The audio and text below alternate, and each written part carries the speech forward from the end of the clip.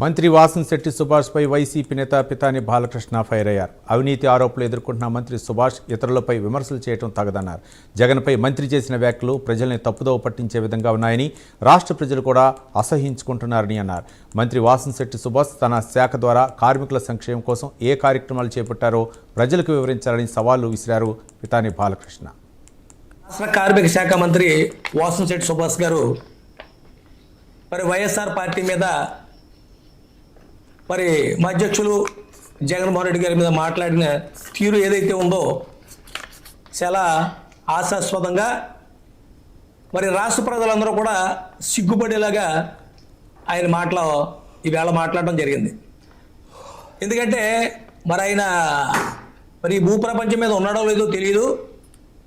గతంలో LG polymers 7వ తారీఖు 2020 సంవత్సరంలో మరి వైజాగ్లో ఎల్జీ పాలిమర్స్ యాక్సిడెంట్ జరిగింది. ఆ యాక్సిడెంట్లో దగ్గరగా మరి 13 మంది చనిపోవడం జరిగింది.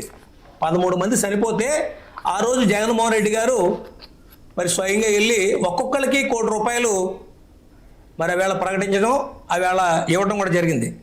అలాగే అస్వస్థ గురైన వాళ్ళు అందరూ కూడా అందులో మరి ఇబ్బంది పడ్డ వాళ్ళందరూ దాదాపు 1000 మంది, సుమారు 1000 మందికి దగ్గరగా 1000 మంది కుటుంబాలకు 10 లక్షల రూపాయలు చెప్పిన ప్రభుత్వం తక్షణం అయ్యేలా మరి ఇవ్వడం జరిగింది.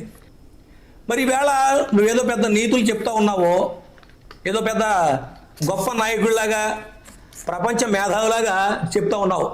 ఆ ఏళ్ళ నువ్వు ఏ పార్టీలో ఉన్నావో నువ్వు తెలుసుకో.